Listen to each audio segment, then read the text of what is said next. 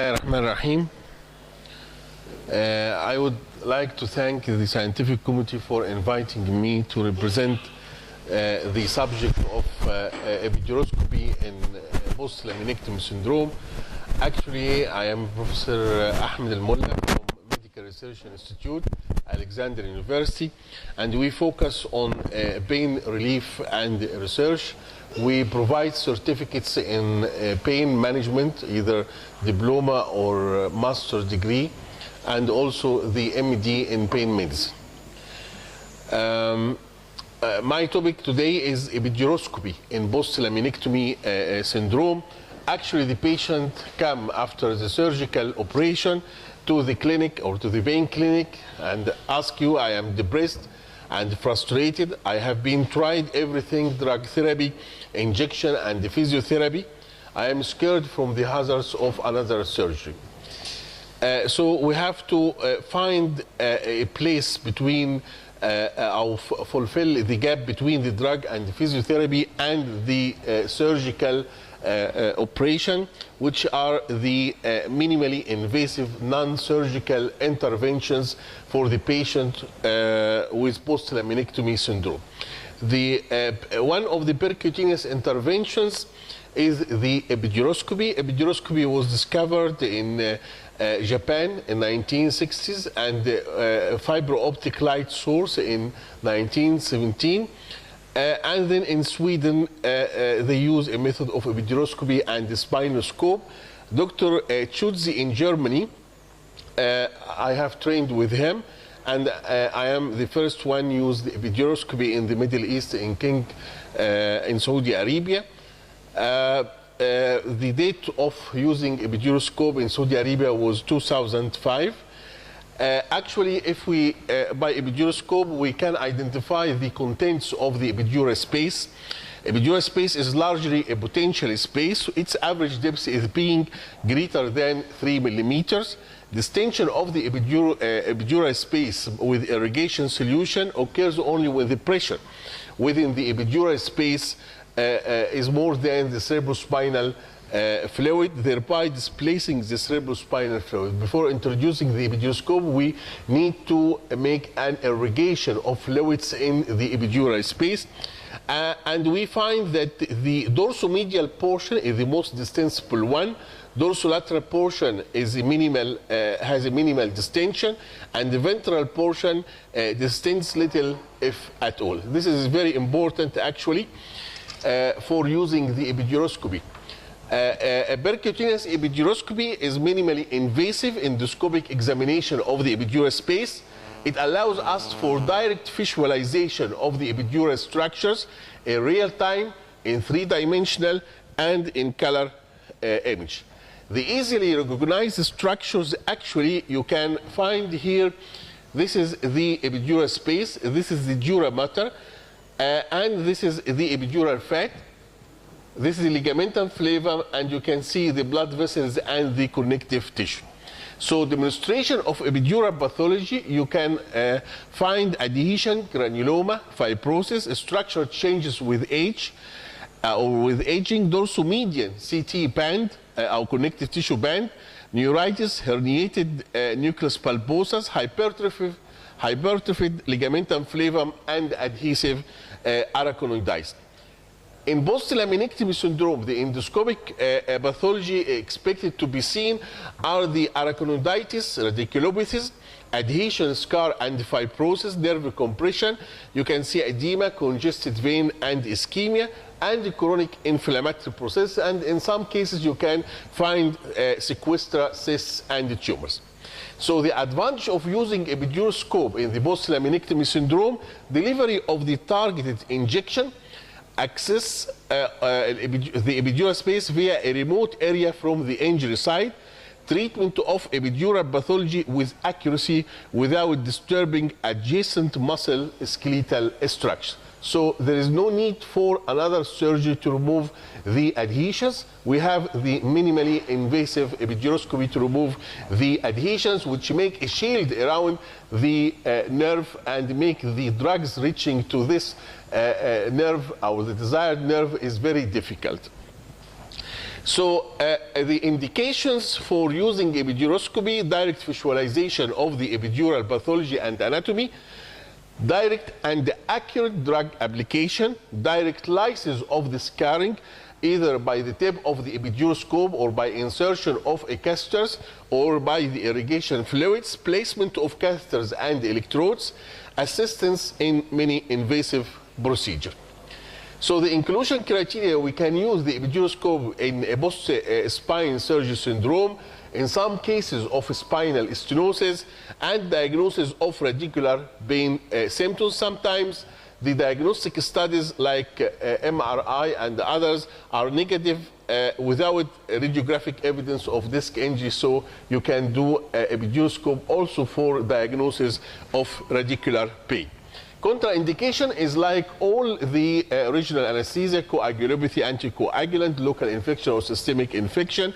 And sometimes we have anatomical abnormalities that there is no sacral hiatus. As we will see from the procedure, you will find that the sacral hiatus is very important for the introduction of the epiduroscope. Also, it is contraindicated in cerebrovascular disease or CNS space occupying lesion. If there is psychological reasons or neurological disorders, no consent or patient refusal. So the clinical application, we do clinical examination, imaging diagnostic study like MRI, nerve conduction study, EMG, lab investigation, and we always use pre-medication, and we use the epiduroscope with conscious sedation and sometimes prophylactic antibiotics. Persistent radiculopathy after failed repeated epidural steroid injection, and there is evidence of filling defects or fibrosis from epidurogram and or MRI, we have to thoroughly re-investigate the patient. Post-laminectomy syndrome or pain following operative procedures is estimated in approximately 5 to 40% of the patient. And the multiple etiologies responsible for the post-laminectomy syndrome include epidural fibrosis, facet joint arthritis, spinal stenosis, and recurrent disc herniation. In epidural fibrosis, the following may be present: inflammation, edema, fibrosis, venous congestion, and this will make a mechanical pressure on the post-longitudinal ligament annulus fibrosus, and in the spinal nerve you will find reduced or absent nutrient delivery to the nerve, ischemia, and central sensitization and pain. This is an MRI. You can see T1 and T1 with contrast. You can see here the fibrosis, which is a white coloration. At the level of L4, L5, you can compare between this area and the enhancement granulation tissue. Also in L5 and S1, you can see here the whitish coloration if you compare it with T1. This is with contrast and this without a contrast. So there is evidence that in post-laminectomy syndrome, the cause may be epidural fibrosis, and you have not to the patient undergo surgery again. To do efficient and safe epiduroscopy, you have to have experience in the epiduroscopy, selection of a suitable patient. You have to do the patient imaging diagnostic study, especially MRI with contrast, and you have suitable operating room. So this is the end tower, the laparoscope, which uses for epiduroscope, and this is the C-arm operating room, and this is the epiduroscope, or the set of the epiduroscope. This is the dilator and sheath. This is the rags caster. And we will see the procedure of epiduroscope. During epiduroscope, you make the patient awake, no general anesthesia, and you just give monitor anesthesia care. The most important, don't give the patient general anesthesia. This is the procedure room setup. You can see here the position of the doctor, and this is the nurse, and this is the back table. This is the C-arm, and use also the end tower. You put the patient in the prone position, and the C-arm should be available at lateral side first to identify the sacral hiatus, and also at AB. Sterilization is very important to identify the sacral hiatus, and you introduce the epidural needle under image, and you can see here the sacral hiatus, so the epidural needle must be entered in this side. We use the Seldinger technique by inserting sorry, this is the needle, and then after you introduce your guide wire, this is the guide wire in the sacral hiatus, and then use a scalpel, and then introduce the dilator and sheath over the guide wire, and then you can do a epidurogram to locate. This is the contrast. Sorry, this is a contrast from the sacral hiatus due to the resistance in the spinal cord. This is the epidurogram, and you can see here. Sorry, you can see here the side of the fibrosis. After that, you prepare for the irrigation fluid, and you introduce your epiduroscope through the dilator. By irrigation fluid, distend the epidural space by irrigation with normal saline, either with a continuous flush or a syringe injection.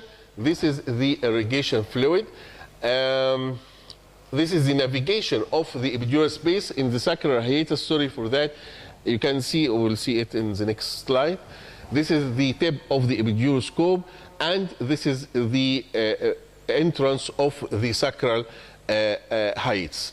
You can see here the navigation of the epiduroscope in the spinal canal. This is the tip of the epiduroscope.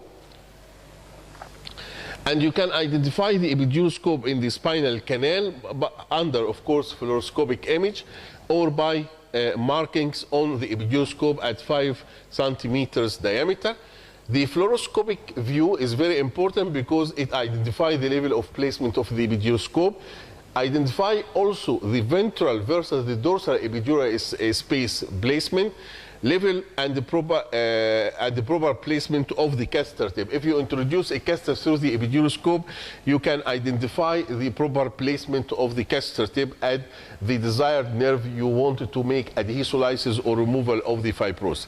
Of course, we have a safety consideration that the patient must remain awake, since they serve as either on safety monitor. This means that under conscious sedation and not general anesthesia, you can use a pressure transducer. Whatever, if you don't have a pressure transducer in long procedure, volume infused not more than 30 ml per minute, and the total not exceeding 100 ml. The time in the epidural space, since you introduce the epiduroscope, should not exceed 30 minutes. If the patient during epiduroscope feel paresthesia, headache, ear pressure, or neck and shoulder pain, you have to stop your procedure. Otherwise, you will may get complications. This is the sacral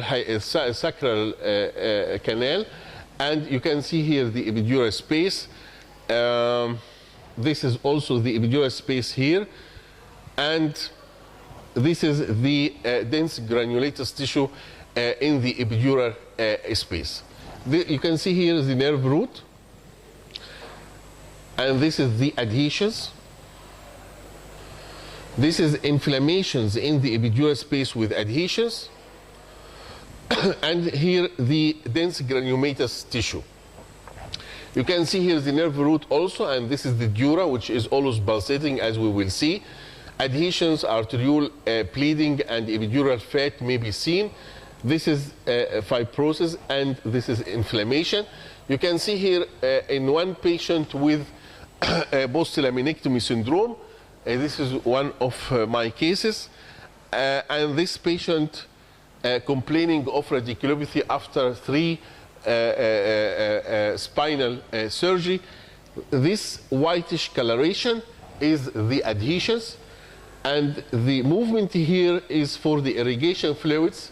This is the dura, and you can see we advance the epiduroscope in the epidural space, and by the tip of the epiduroscope we can remove these adhesions, And after removal of this adhesion, we insert a catheter at the desired nerve where the after removal of the fibrosis.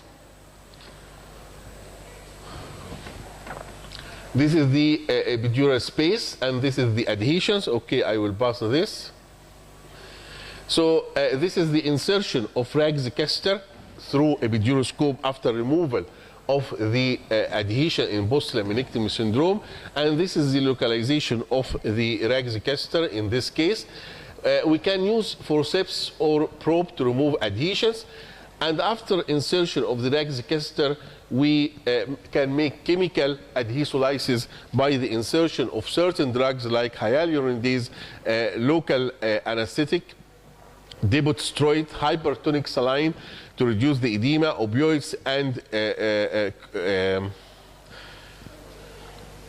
in the first day, we inject the hyaluronidase, bupivacaine, methylprednisolone, and the hypertonic saline should be in increments or by infusion over 30 minutes. And this is the Texas protocol for decompressive epiduroplasty.